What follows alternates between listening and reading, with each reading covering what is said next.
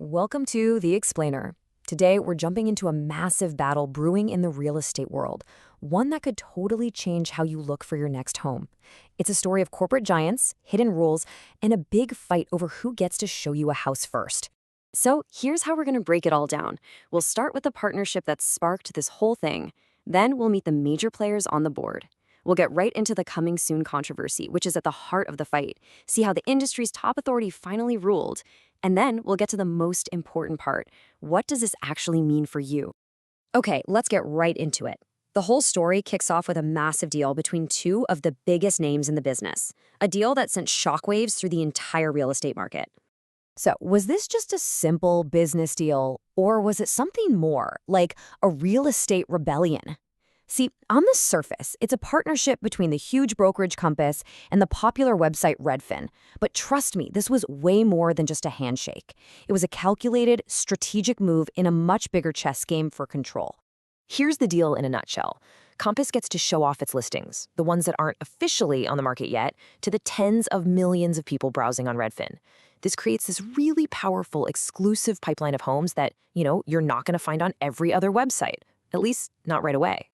All right, to really get what's happening in this turf war, you have to know the players. So let's break down who's on the field and what they're all fighting for, because everyone's got an angle here. Okay, so you've basically got three camps. First, there's the new alliance, Compass and Redfin, trying to build this exclusive first look at new homes. Then you have the giant of the industry, Zillow, whose entire business really depends on having every single listing out there. And trying to keep them all in line, that's the National Association of Realtors, or NAR. Think of them as the referee, trying to make sure the game is fair for everybody. Now, let's get to the real heart of the conflict. Because this whole thing, it really boils down to a fight over one specific and super valuable type of listing. So, what in the world is a coming soon listing? Honestly, the best way to think about it is like a movie trailer for a house. It's a way for sellers to build up some excitement and, test the market before the property officially goes live on the big database that sends it out to all the other websites. And Compass has this down to a science with what they call a three-phased marketing strategy. First, they share a new listing only with their own agents. Then it becomes a public coming soon, building that buzz.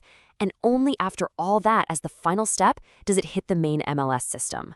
And that delay, that is the heart of the whole conflict. And bam, this is where the two sides just collide.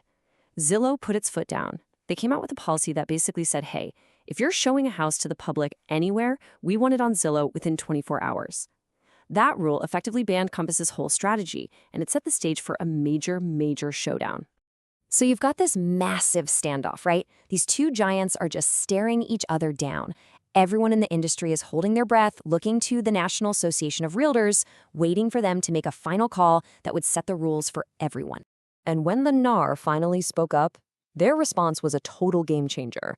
Instead of making one big national rule, they basically punted. They kicked the decision back down to the local level, saying that each of the hundreds of regional organizations gets to make up its own mind. So let's be super clear on this. The NAR officially confirmed it does not have a national policy on these listings. They refused to create one rule for the whole country. In short, they stepped back from the fight and decided not to pick a winner between Zillow and the Compass Redfin team. So at the end of the day, NAR's big move was to not make a move. They didn't take a side. Instead, they just doubled down on the power of local control. They told every local MLS, you decide what's best for your area, and reminded agents, whatever your local rules are, you'd better follow them.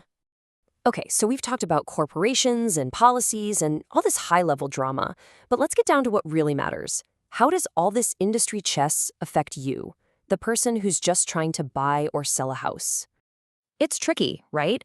There's no single winner here. This decision created completely different outcomes for buyers trying to find a home, for sellers trying to get the best price, and for the real estate agents who are just trying to guide them through it all. So for you, as a home buyer, the biggest change is this. Your search just got more complicated. You probably can't just rely on one website anymore to see everything that's out there. For sellers, though, it means you've got more options for how you want to market your home. And for the agents? Well, their job of navigating this maze just got a whole lot tougher. So this ruling really isn't the end of the story. It's more like the beginning of a whole new chapter, where finding all the information is getting trickier, and it leaves us with this huge question. As these big companies fight for exclusive listings, are they actually making things better for you? Or are they just building walled gardens that make the already stressful process of finding a home more confusing than ever?